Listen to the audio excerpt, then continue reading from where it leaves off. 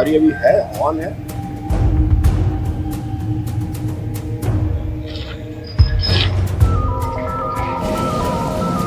बच्चे हैं, किसी ने भी भ्रामक स्थिति पैदा की, उनको कुछ भी बताया। वो हमारे पास आए थे शुक्रवार को।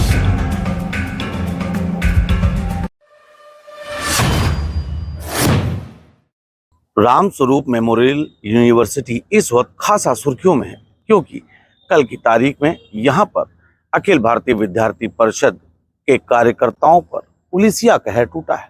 लगातार यह आरोप लगे, यह मामला खूब सुर्खियों में आया। लगभग 24 से ज्यादा छात्र घायल हुए, जिनका इलाज पहले बाराबंकी के मेयो हॉस्पिटल, सरकारी ट्रामा सेंटर और उसके बाद लखनऊ में किया गया। हाल फिलहाल मौजूदा समय में लोग स्वस्थ हैं, लेकिन अब इस मामले ने इतना तूल पकड़ लिया है और इस पूरी घटना का संज्ञान सीएम योगी आदित्यनाथ ने ले लिया है। सीओ जो यहाँ पर हर्षित चौहान रहे, उनके विरुद्ध कार्रवाई करते हुए उन्हें एसपी कार्यालय से संबद्ध कर दिया गया है। वहीं कोतवाली नगर के इंस्पेक्टर को लाइन हाजिर कर दिया गया है। सीएम योगी ने इस पूरे मामले की रिपोर्ट शाम तक यानी कि आज की तारीख तक तलब की है, जिसके बाद कमिश्नर अयोध्या राजेश कुमार और पुलिस आईजी प्रवीण कुमार बाराबंकी पहुंचे। पहले उन्होंने अधिकारियों से बाराबंकी के पुलिस लाइन सभागार में पूरे मामले को समझा और उसके बाद विद्यालय में आकर उन्होंने विभिन्न बिंदुओं की जांच की। इन पूरे मामले को लेकर जो दावे किए जा रहे हैं वो ये किए जा रहे हैं कि इसमें जो तथ्य सामने निकल कर आए हैं वो चौंकाने वाले हैं। हालांकि इस बात को अभी रिवील नहीं किया गया, इसका खुलासा नहीं किया गया। सबसे पहले तो सुनिए क्या कुछ कह रहे हैं आईजी प्रवीण कुमार। देखिए, अभी हम लोगों ने आकर के अभी सभी चीज़ें विजिट की है और इंक्वायरी अभी है, ऑन है, और जो भी इस पे दोषी होगा उस पर हम लोग कार्रवाई करेंगे। Thank you. कुल मिलाकर जब यहाँ पर अधिकारी मौजूद रहे, उन्होंने तमाम विषयों पर बात की और इसके बाद हमने रामस्वरूप मेमोरियल यूनिवर्सिटी की जो रजिस्ट्रार थी उनसे भी हमने इस मामले को समझा, क्योंकि यहाँ पर तमाम छात्रों का यह आरोप था कि यहाँ पर कुछ बाहरी लोग आए थे, कुछ लोगों ने उनको पीटा था। आरोप यह भी लगे थे कि रामस्वरूप ने कुछ प्राइवेट गुंडे भी बुलवाए थे। तो इन विषयों के संबंध में बात हुई और जो सबसे बड़ी समस्या थी, जिस समस्या को लेकर ये छात्र प्रदर्शन कर रहे थे कि बिना मान्यता विद्यालय ये चल रहा था और उनकी परीक्षाओं पर संकट था, उनकी डिग्रियों पर संकट था, इसको लेकर रामस्वरूप यूनिवर्सिटी का साफ तौर पर यह कहना है कि ऐसा सिर्फ और सिर्फ भ्रम फैलाया गया, इसके अलावा कुछ नहीं था। उनका दावा है कि अब व्यवस्था ऑनलाइन हो चुकी है, जिसके तहत उन्होंने ये ऑनलाइन आवेदन कर दिया है।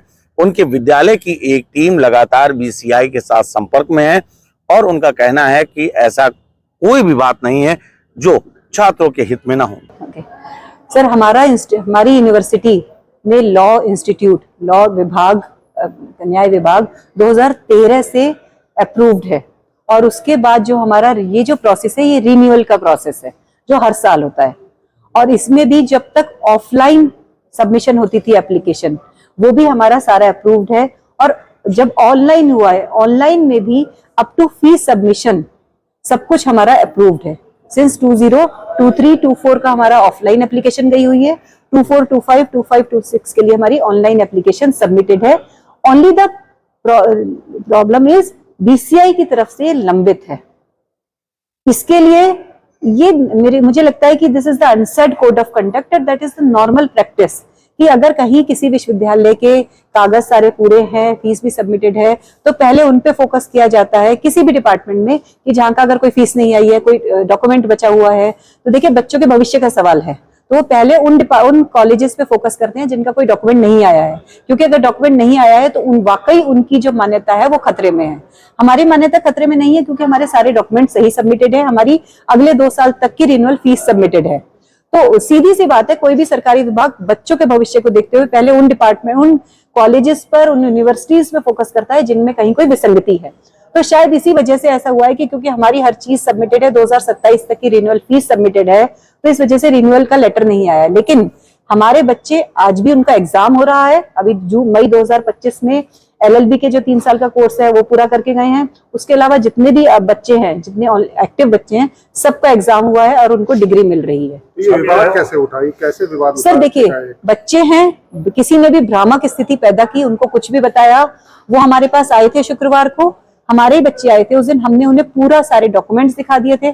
पब्लिक डोमेन में नहीं है तो हम उन्हें कोई फोटोकॉपी नहीं दे सकते हैं, फोटो खींचने की इजाजत नहीं दे सकते हैं, लेकिन हमने वो मेरे ऑफिस में भी आए थे, कुछ पेरेंट्स भी आए थे, मैंने पूरी फाइल मेरे ऑफिस में ही रखी हुई है, मैंने सब दिखाया था and they were satisfied. Monday जो ये हुआ है ये उससे कहीं उसका लिंक है ही नहीं। पूर्व में जो आपने बता रही कि 2023 के बाद से आपका रिन्यूअल नहीं हुआ, रिन्यूअल का लेटर नहीं आया। लेटर नहीं आया। हाँ तो सर, क्या इस बात की सर जानकारी ऑनलाइन आपने अप्रूवल स्टूडेंट्स को या दी, आपने पहले ऐसा कोई बताया था? सर बच्चे जो उनके रिप्रेजेंटेटिव्स हमारे पास आते हैं they know, even department know, क्योंकि everyone knows what is going on. Sir हर बच्चा नहीं आता है, लेकिन हर क्लास में एक सीआर होता है, हर डिपार्टमेंट में, हर विभाग में, आपके विभाग में भी कोई आपका पीआर होगा जो सारी बातें करता है, तो वो दे नो एवरीथिंग कि ऑनलाइन प्रोसेस में है, सब कुछ है। क्या कोई ऐसा कंफ्यूजन था कि बच्चों का साल खराब हो सकता है? कहीं भी नहीं सर, कोई कंफ्यूजन नहीं है। हम तो खुद सुनकर शॉक्ड है कि आखिर बच्चों ने ये सोचा भी कैसे, और कुछ भी कहने से पहले या कुछ भी किसी की बातों में आने से पहले एक बार उनसे इस बारे में उन्होंने हमने से किसी से भी आकर नहीं पूछा। इतने सारे लोग एडमिन ब्लॉक में जितने भी लोग बैठे हुए हैं, सब लोगों को सब कुछ पता है, वो किसी से भी आकर बात करते तो उन्हें पता लग जाता कि ये जो सब है ये सब भ्रामक तथ्य है और जबरदस्ती बच्चों को क्या कहना चाहिए, कंफ्यूज करने के लिए फैलाए जा रहे हैं। जैसा कि जानकारी मिल रही है कि बार काउंसिल हर 3 साल के लिए एक मुफ्त फीस जमा कराता है और ईयरली उसका रिन्यूअल जारी करता है। क्या ईयरली वो रिन्यूअल आपके पास प्रेजेंट टाइम में मौजूद है? सर जब तक ऑफलाइन एप्लीकेशन सबमिट होती थी हमारे पास हर साल का रिन्यूअल लेटर है।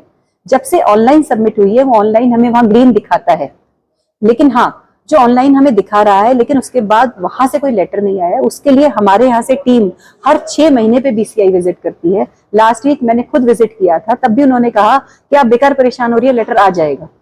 आप ये बताइए कि अगर एक सरकारी अधिकारी इतनी बड़ी संस्था में बैठे हुए हमें कह रहा है कि आप बेकार परेशान हो रही हैं, तो उसमें कहीं कोई कंफ्यूजन की स्थिति नहीं कि हम ये कहें कि हमारे बच्चों का भविष्य खतरे में है।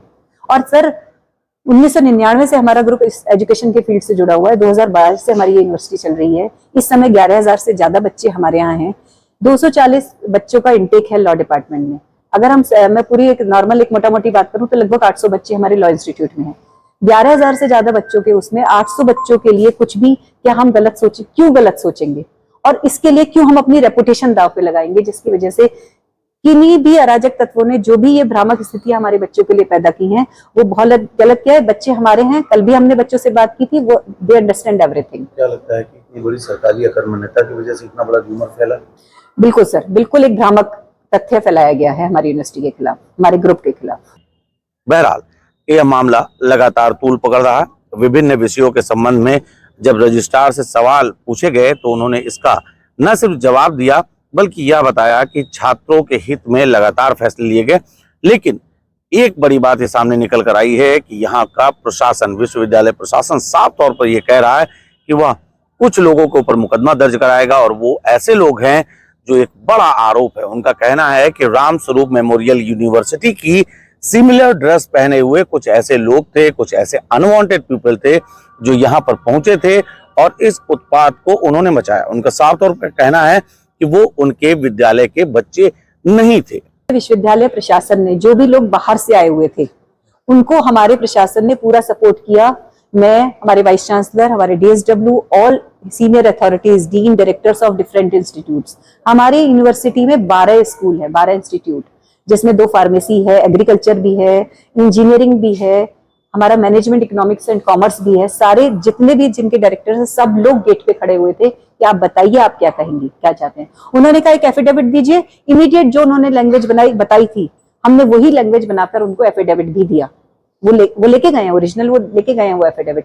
हम तो किसी भी स्थिति में चाहते थे बच्चों की जो भी स्थिति है उसे खत्म किया जाए और उस भ्रामक स्थिति बच्चे बाहर, हमने हर तरीके से, विश्वविद्यालय प्रशासन ने उनको हर तरीके से सपोर्ट किया। एक आरोप लग रहा है आप लोगों को कि आप लोगों ने बाहर से लोग बुलाए थे, ये क्या है? सर वो भी एक कंफ्यूजन है।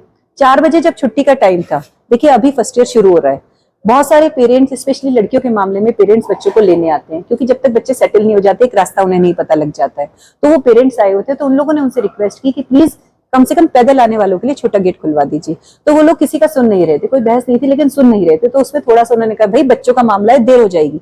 उसमें थोड़ी सी उनकी तनातनी हुई। उसमें कहीं भी किसी भी विश्वविद्यालय प्रशासन में किसी भी, चाहे हमारी सिक्योरिटी एजेंसी है या कोई भी हमारे यहाँ का जो मेंबर्स हैं, किसी का भी उसमें कोई लेना देना नहीं है। वैसे भी ये विश्वविद्यालय परिसर के गेट के बाहर का मैटर है। अच्छा, स्टूडेंट्स का ये भी आरोप है कि आप एक्सपेंसिव मतलब ज्यादा एक्स्ट्रा फीस देती हैं आप लोग को कैंपस सर, में।